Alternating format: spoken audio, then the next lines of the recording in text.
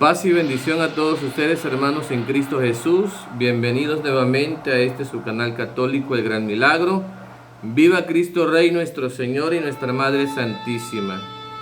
Hermanos, pues hoy vamos a tratar esta segunda parte de este tema que hemos estado analizando conjuntamente sobre la obsesión diabólica. Así que vamos a irnos preparando para que cada uno de nosotros vaya, como le dije al principio, vaya identificando en qué parte de este mapa de la batalla espiritual nos encontramos. Así que yo le recomiendo mucho que vaya repasando los temas desde el primer tema que dimos, que fue sobre la infestación diabólica. Ahorita estamos en el tema de la obsesión diabólica, así que vamos a ponernos en la presencia del Señor. Nos cubrimos con la sangre de Jesucristo en el nombre del Padre, del Hijo y del Espíritu Santo. Amén. Ven, Espíritu Santo, llena los corazones de tus fieles, enciende en nosotros el fuego de tu amor. Envíanos, Padre, tu Espíritu Santo, y todo será creado y renovarás la faz y la paz de la tierra. Oh Dios, que instruiste los corazones de tus fieles con la ciencia y la luz de tu Espíritu Santo, haz que, guiados por este mismo Espíritu, podamos saborear la dulzura de tu bien y gozar siempre de tus divinos consuelos, por el mismo Jesucristo nuestro Señor. Así sea. Oh Espíritu Santo, amor del Padre y del Hijo, inspírame siempre lo que debo decir, lo que debo escribir, cómo debo actuar, lo que debo hacer para procurar tu gloria, el bien de mi prójimo y mi propia santificación. Amén. Pues bien, hermanos, vamos a continuar, como ya lo dijimos en la primera parte.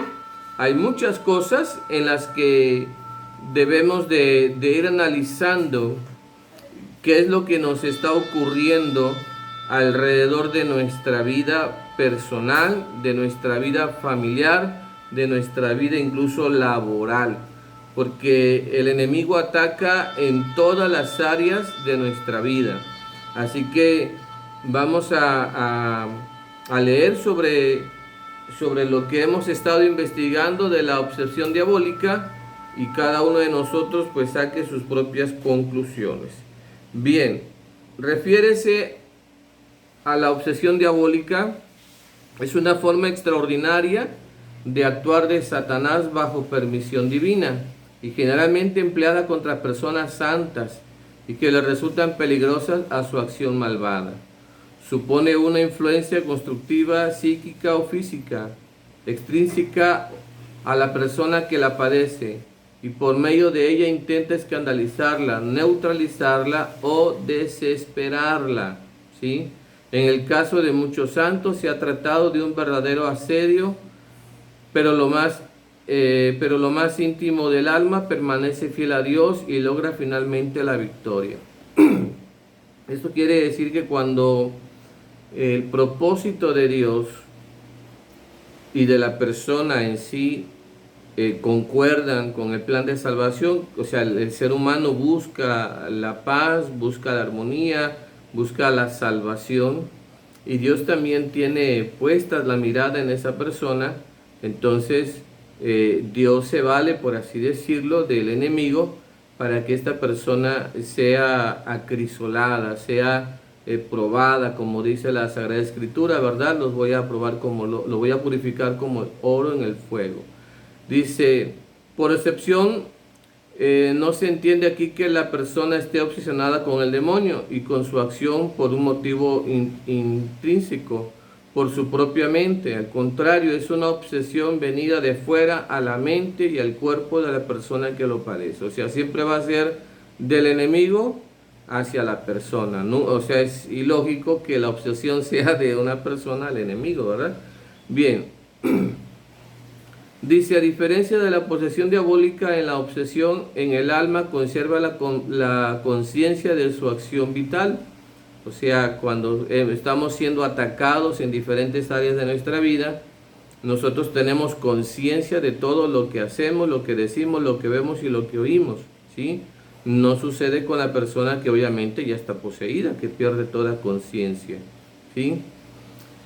Dice, la obsesión interna se distingue de las tentaciones ordinarias solo por su violencia y duración. Turba el alma, en ocasiones en forma de idea fija y absorbente.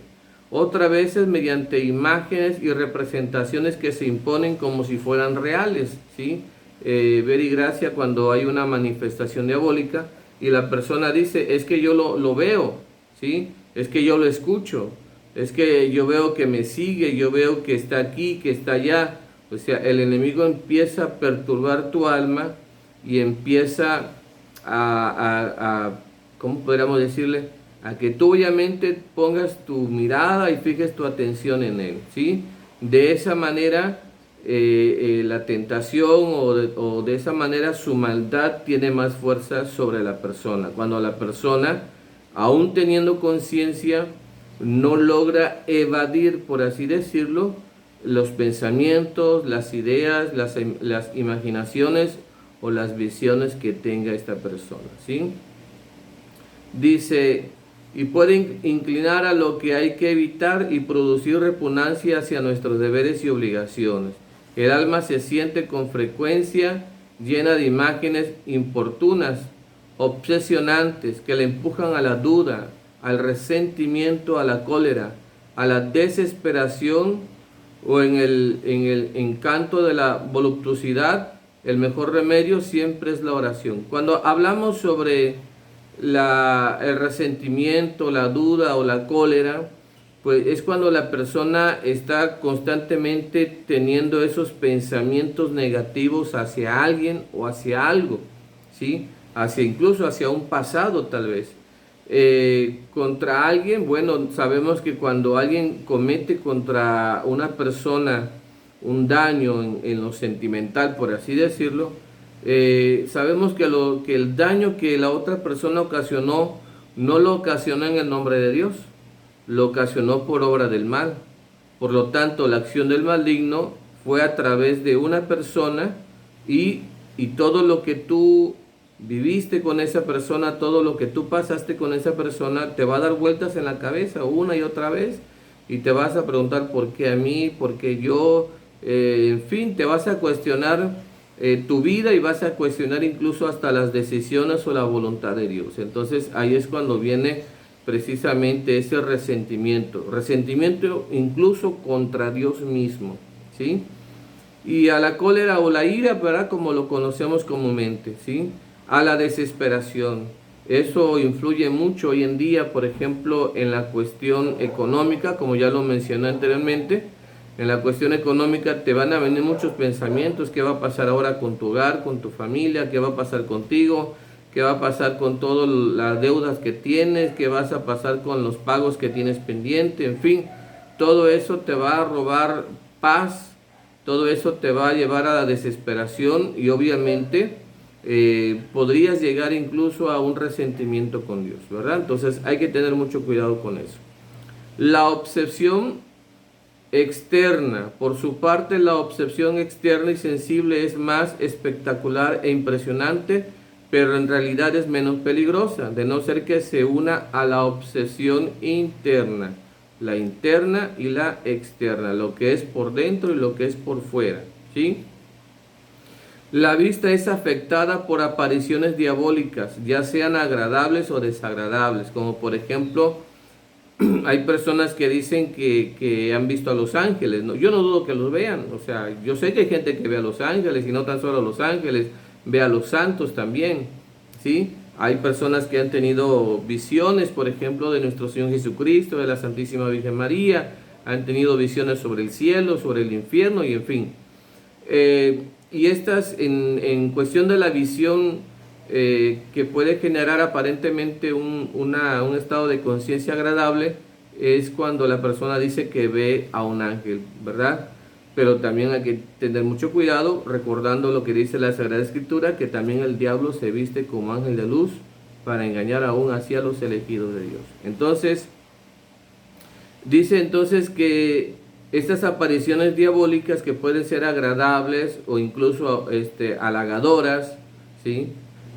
o a veces terribles y amenazadoras. El oído es atormentado con estrépidos y ruidosos espantos, ¿verdad? Las personas que dicen, es que yo escucho todos los días, es que yo escucho a cierta hora. A veces suele pasar que hay un patrón, por ejemplo, siempre en Semana Santa.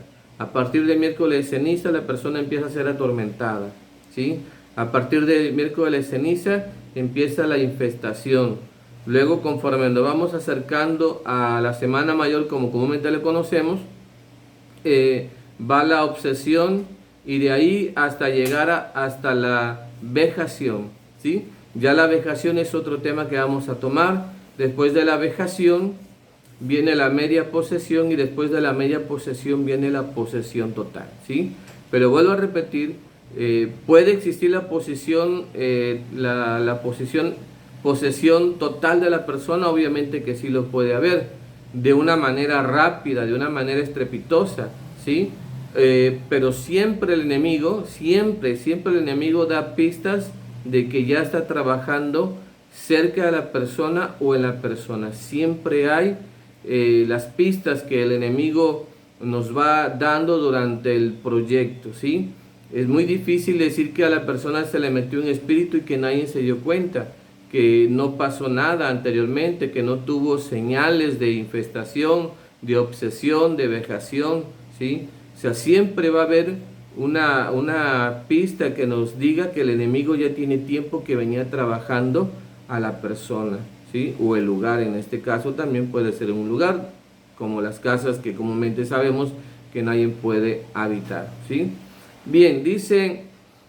el oído es atormentado con estrépidos y ruidosos espantos, obscenidades, blasfemias, música. El olfato puede percibir olores suaves que excitan a la sensualidad o por lo contrario, olores pestilentes. El gusto puede ser excitado a la gula o a verse afectado por la repugnancia a la imposibilidad de ingerir los alimentos que se le presentan, ¿sí? O sea, hay personas que pueden estar comiendo y le pueden estar sintiendo sabores horribles a la comida, ¿sí? Y por esa razón no la comen. La otra es que aparezcan gusanos, moscas y diferentes tipos de cosas en el alimento de la persona, ¿sí? La otra puede ser que la persona solamente dé unas cuantas cucharadas y hasta ahí nada más, ya no le pasa la comida. Y suele pasar en algunas ocasiones que la persona termine obviamente devolviendo lo que ha comido y hasta lo que no ha comido también lo devuelve, ¿sí? Bien, dice también, en fin, el tacto puede experimentar golpes terribles o abrazos y caricias, dice. Este tipo de experiencia de obsesión externa la han padecido muchos santos desde la antigüedad. San Antonio Abad y muchos monjes egipcios. San Benito, Santa Catalina de Siena, San Alonso Rodríguez, Santa Margarita de Cortona, Santa Teresa de Jesús, San Francisco Javier, Santa Gemma Galgani, San Juan María Baney, San Pío de Pietrelcina. Son unos nombres de santos que han padecido este tipo de obsesión diabólica, ¿sí? Que fueron atacados por una razón divina, desde luego, ¿sí? La obsesión diabólica se produce siempre bajo permisión divina para acrisolar la virtud de un alma y aumentar sus merecimientos, pero se debe a la envidia y a la soberbia del demonio ante las almas santas. También puede originarse, sin embargo, en la imprudencia del obsesionado si éste ha invocado, desafiado a Satanás. Hay mucha gente que desafía a Satanás. ¿Y cómo lo desafía? Maldiciendo, ¿sí? La gente a veces maldice mucho, maldice, ahora sí que vaya, maldice a cada rato, ¿verdad? Las personas generan negatividades en sus vidas, ¿sí? Como por ejemplo, otro modo de retar al enemigo sería que todos los días o cada tercer día la persona está viendo una película diabólica, satánica. ¿Y cómo podemos identificar que son diabólicas o satánicas? Bueno, porque se invoca mucho la presencia del mal, o sencillamente la película tiene que ver con espíritus, demonios, con brujerías, con pactos, con sacrificios, vaya, con pactos, en fin, cada uno de nosotros ya sabemos qué tipo de películas ha visto, y a través de esas portales, vaya, el enemigo empieza a manifestarse en la casa de las personas, ¿verdad? Bueno, dice también, pensando que era más fácil vencerle, en menos ocasiones puede tener su raíz en una propensión natural de la persona obsesionada, que da oportunidad a Satanás para atacarla en su punto más débil, en el caso de la obsesión interna y no de la externa, ¿sí? Vuelvo a repetir, las personas a veces que hasta con el pensamiento están maldiciendo a otras personas, personas que se dedican a estar maquinando planes de maldad contra la propia familia, contra algún compañero de trabajo, o sea, todo eso, todo lo que usted está generando en sus pensamientos, ahora sí que se le va a llegar a la realidad, pero obviamente viéndolo desde el punto de vista negativo. Como dice la Sagrada Escritura, Jesucristo nos dijo en la Sagrada Escritura, bendigan y no maldigan, pero hay muchas personas que les gusta maldecir, ¿sí? Y cuando estos están maldiciendo, la misma maldición está recayendo sobre ellos, y 10 veces más si es posible. Y no tan solo va a caer sobre ellos, sino que va a recaer en todas sus generaciones presentes y futuras, hasta que esta persona se arrepienta desde luego y busque de Dios su auxilio, ¿sí? Bueno, en la parte relacionada con la obsesión y en parte con la posesión se habla en ocasiones de la infestación diabólica que afecta a objetos y animales sobre lo que Satanás y sus demonios ejercen una influencia maléfica para usarlos con el fin de hacer daño a algunas personas, ¿sí? Ciertos libros, casas encantadas, ¿sí? Objetos curados, suele pasar de que a veces hay dificultades en el hogar. Y desgraciadamente la mayoría de las personas que acuden con brujos dicen ser personas que creen y que aman a Dios, ¿sí? Y déjeme decirle que obviamente amar a Dios no es ir con brujos. Amar a Dios no es poner su confianza en un curandero, en un hechicero, en un espiritista, en un adivino, en un satánico. Eso no es amar a Dios. Eso es traicionar a Dios, ¿sí? Entonces ahí nos damos cuenta, pues hermano, que la mayoría de nosotros hemos propiciado siempre, hemos propiciado todo lo que nos ha ocurrido. Al final de cuentas, sabemos, como dice San Pablo, ¿verdad?, que toda la maldad que uno genera va a llegar el momento en que nos va a recaer, ¿sí? Todas esas cosas malas que uno está generando en su vida personal, en su vida familiar, todo eso va a afectarnos, ¿sí? Todo eso va a dañar nuestra vida presente y nuestra vida futura, ¿sí? Entonces, una de las santas que yo les puedo poner como ejemplo es Santa Gema, ¿sí? Le pongo este ejemplo de esta santa. El Señor le advirtió que le habría de hacer pisotear bajo los pies de los demonios. Le dijo: prepárate, hija, el demonio a mis órdenes será el que con la guerra que te hará dará la última mano a la obra que quiero realizar en ti. O sea, mire la intención de Dios. Santa Gema buscaba obviamente la santidad, la perfección, buscaba el reino de Dios. Y Dios también puso su mirada en ella a tal punto de que el único que podía saber de qué manera purificar el alma, de qué manera limpiarla, de qué manera hacer un alma preciosa ante su mirada, pues era Dios. Y por esa razón permitió que el maligno la atacara de muchas formas, a tal grado de que nosotros hoy en día pues ya la conocemos como una santa, ¿sí? Dice: la persecución del maligno en contra de Santa Gema fue tremenda, espantosa y extenuante. En los últimos años, además, el demonio se metió con todo y con todos los medios posibles. O sea que el enemigo utilizó todos los medios que tenía al alcance de ella para atormentarla, ¿sí? Le hacía promesas y halagos, pero también la amenazaba, ¿sí? Y la golpeaba.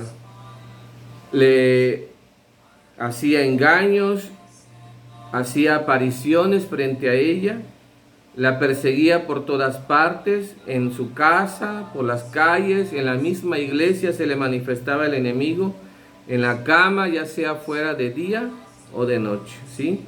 Asumía el aspecto de perro, de gato, de un mico negro o mono negro, vaya. de pequeños monstruos, de personas conocidas y de hombres feroces y espantosos, ¿sí? Todo esto desde afuera del cuerpo o del alma de la persona. O sea, toda esta obsesión del enemigo contra ella sirvió por orden de Dios para purificar, para limpiar esta alma, ¿sí? Para que esta alma fuera perfecta ante la mirada de Dios y ante la presencia de Dios. Los planes de Dios obviamente nadie los conoce, ¿sí? Y nadie sabe cómo Dios ha de quererte purificar. O sea, Dios es el único que sabe cuál es el método que a tu alma conviene ser purificada, ¿sí? En Job, por ejemplo, no se puede decir específicamente o asegurar que fue una obsesión del maligno, pero vemos cómo a Job le fue arrebatado todos los bienes materiales, ¿sí? Le fue arrebatado incluso hasta la familia y por último le fue arrebatada hasta la salud, ¿sí? Pero siempre había al lado de él una persona, en el caso de Job, que no le ayudaba, sino que todo lo contrario, también era utilizada por el mismo Satanás para que éste renegara de Dios, ¿sí? Imagínense a la persona que estaba al lado de Job, le decía, bueno, ¿y dónde está tu Dios? ¿Dónde está ese Dios en el que tú crees? ¿Dónde está ese Dios que dice que está vivo? Maldícelo, ¿sí? Reniega, vaya. Entonces a veces suele pasar que en la familia nos está pasando lo mismo. La familia, en lugar de ayudar al que está pasando por este proceso, vaya, a veces como que no ayuda, ¿sí?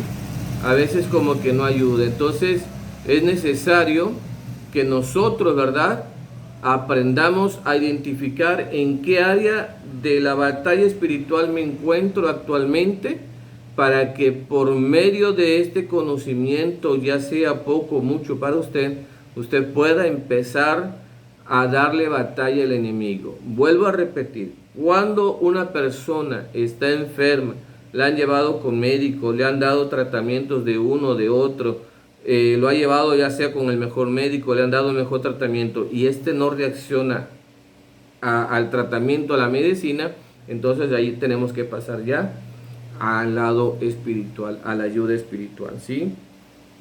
Tobías fue otra persona a la que también el enemigo se obsesionó con su familia, en este caso con la hija de Tobías, ¿verdad?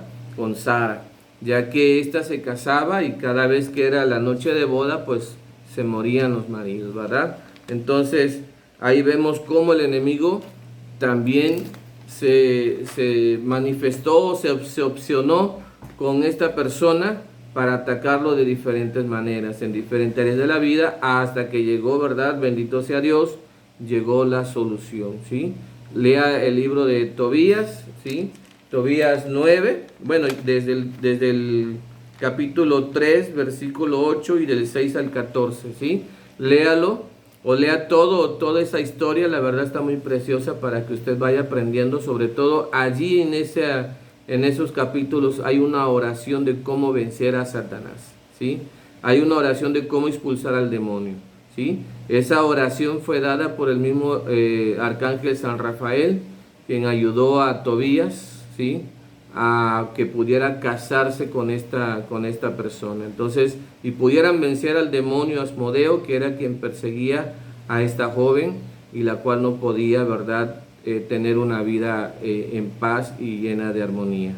Pues bien, hermanos, espero que este tema le haya sido de su agrado. Vuelvo a repetir, todo lo que en su momento les he comentado es parte de lo que yo he vivido, de todo lo que he aprendido directamente en el campo de batalla, ¿sí? He sacado algunas conclusiones de otras páginas, desde luego, para dar referencias a este tema. Pero, por ejemplo, en el caso de la niña que les comenté en la primera parte de este tema, yo pregunté con toda la familia si ellos iban con brujos, con curanderos, si la mamá o el papá de la niña también habían ido con brujos o practicaban la brujería, y bueno, pues todo lo negaron desde luego, ¿no? Entonces le pregunté a la niña, le dije primero a la familia, ya le preguntaron a la niña si en la escuela o ella aquí en la casa no ha hecho algún tipo de rito, de pacto, de invocación. Y me dijeron, no, pues sí, ya le preguntamos, y ella dice que no. Entonces, pues yo hablé a la niña y le empecé a preguntar, y le fui dando ideas, y llegamos al juego de los lápiz, ¿sí? Ya algunos ya saben, ¿verdad? No sé si se acuerdan de aquel famoso Charlie, ¿verdad? Bueno, en aquel entonces no tenía nombre, en aquel entonces solamente se invocaba un nombre y punto, ¿sí? Pero era con ayuda de unos lápiz o lapiceros, no sé cómo lo estén haciendo, ¿verdad? Entonces ella me dijo que sí lo había jugado ahí en la primaria, y que después de haber jugado con eso fue que empezó a escuchar voces, y después fue aumentando el nivel de obsesión a tal punto que empezó a tener visión de la persona o del demonio que le hablaba, que le decía que se matara. Imagínense nada más. Lo mismo pasó con una familia allí en el Estado de México, una familia de italianos. En aquel entonces la joven estaba en la universidad, empezó a ser perseguida por un espíritu. Obviamente volvemos a lo mismo, preguntamos con la familia, brujos, curanderos, hechiceros, espiritistas, adivinos, satánicos, ritos, pactos, alianzas, consagraciones, invocaciones de espíritu, de demonios, guardianes, en fin, empezamos a preguntar de todo, y la muchacha dijo, bueno, lo único que hicimos, dice, en la universidad, y no fui la única, dice, fuimos varios del grupo, que jugaron la cuija, dice, yo no la jugué, dice, pero obviamente estuve presente. Entonces, incluso mire cómo fue esta situación, porque ella dice, bueno, obviamente asegura que no la jugó, pero sí resultó dañada, ¿sí? Y a ella prácticamente la seguía este espíritu de una mujer, ¿sí? Un demonio en forma de mujer. Entonces, ahí vemos cómo el enemigo, sin importar si lo llamaste o no le llamaste, pero estuviste presente ahí en el lugar de la invocación, pues contra ti también va. Entonces, tengamos mucho cuidado, hermanos en Cristo. Vuelvo a repetir, esta es mi humilde opinión. Yo sé que habrán personas mejores preparadas que yo, mejores estudiadas en el tema, ¿verdad? Pero lo que yo les estoy diciendo, se los digo con referente a todo lo que he aprendido directamente en el campo de batalla. Si usted se ha identificado ya con algo de todo lo que se ha mencionado aquí, entonces es el momento de acercarse a Dios. ¿Cómo podemos darle la batalla al enemigo? Bueno, lo primero es tener los sacramentos, su bautismo, comunión, confirmación. Si ya tiene pareja, obviamente tiene que estar casado. Si no está casado, bueno, ya encontramos la primera piedra en el zapato. No es imposible para Dios, déjeme decirlo, porque he estado en esa situación donde la persona tiene lo que es una media posesión, pero no tiene los sacramentos del matrimonio. Entonces, hacemos obviamente nuestra alianza con Dios, de la promesa de que después de que el Señor haya liberado a la persona de este espíritu, la persona entra en el compromiso con Dios de buscar el sacramento del matrimonio. Entonces, cuando se hace esta alianza con Dios, el Señor inmediatamente viene al auxilio de la persona y la libera. Entonces, sí hay personas a las que se pueden liberar aunque no tengan este sacramento, ¿sí? Pero obviamente es con la finalidad, con la firme promesa voluntaria de que esta persona va a buscar el sacramento del matrimonio en este caso, ¿verdad? Entonces, sí me ha tocado esta situación de asistir no con uno, sino con muchas personas que en su momento no tienen los sacramentos de matrimonio, pero el Señor en su misericordia, vuelvo a repetir, pues les ha concedido la liberación. Entonces, que quede claro nuevamente, recordando que el que ora no hace el milagro. Eso quiero que quede bien en claro. El que ora no hace el milagro. El que ora no hace la sanación. El que ora no hace la liberación. El que ora no hace el exorcismo, ¿sí? La persona es instrumento nada más, ¿sí? Ver y gracia es como decía por ahí un predicador de República Dominicana, Dios es el único que puede hacer pasar, dice, agua limpia a través de una manguera sucia, ¿sí? Entonces, recuerde que el que ora solamente es el instrumento que Dios ocupa en ese momento para darle al necesitado la gracia que necesita en ese momento. Pues nuevamente, gracias a todos ustedes. Recuerde que le hacemos la invitación Primeramente Dios, todos los sábados estaremos transmitiendo a las 9 de la noche. Si por alguna razón, ahorita que estamos acercándonos a la Semana Mayor, como comúnmente le conocemos, posiblemente, no es que estemos asegurando, pero vamos a darlo a conocer en nuestro grupo de Facebook, si se hará oración en vivo, ¿sí? O lo posponemos para respetar estos días, ¿verdad? Que son días muy, muy sagrados para nuestra comunidad católica. Entonces, ya a través de Facebook, del grupo de Facebook, le daremos a conocer la decisión que tomemos en este canal de YouTube sobre la oración de los enfermos de los días sábados, que se hace comúnmente a las 9 de la noche. Bueno, pues gracias nuevamente, que Dios le bendiga, cuídese mucho. Le hago la invitación una vez más: si no se ha unido a nuestro canal en YouTube, El Gran Milagro, hágalo en el nombre de Jesús. Si todavía no lo hace en Facebook, también búsquenos en Facebook, el grupo El Gran Milagro. Ahí estamos también para servirle. No se olvide de compartir estos temas con su familia, porque recuerde que si usted no se dedica a evangelizar, usted no se dedica a llevar la palabra de Dios, o no se dedica a dar un servicio en la iglesia por su trabajo, por sus quehaceres, bueno, esa es la forma en la que usted puede ayudar a la iglesia de Jesucristo, a evangelizar, a través de compartir este tema o los temas de otros predicadores, que vuelvo a repetir, que quizás son más preparados que yo, ¿verdad? Con toda humildad lo digo, son personas más preparadas, que asistieron a escuelas, que estuvieron en cursos, en diplomados y en fin, bendito sea Dios que lo hicieron. El Señor a mí me llevó por otro camino, por el camino antiguo, por así decirlo, en la vieja escuela. Todo, conforme uno iba caminando, el Señor nos los iba manifestando o nos los iba dando a conocer. Entonces, de esa manera es como el Señor me ha educado a mí en la fe, ¿sí? Todo conforme iba avanzando en este camino de su misericordia, Él me iba mostrando lo que yo tenía que hacer y con quién o de qué manera se tenían que hacer. Así que gracias nuevamente, que Dios le bendiga, que nuestra Madre Santísima le cure y le proteja. Le agradezco que comparta con nosotros. Recuerde, hágale clic en la campanita para las alertas de los videos nuevos, porque todos los videos obviamente primero serán subidos a YouTube y posteriormente se compartirán en el grupo de Facebook El Gran Milagro. Dios le bendiga, cuídese mucho y viva Cristo Rey.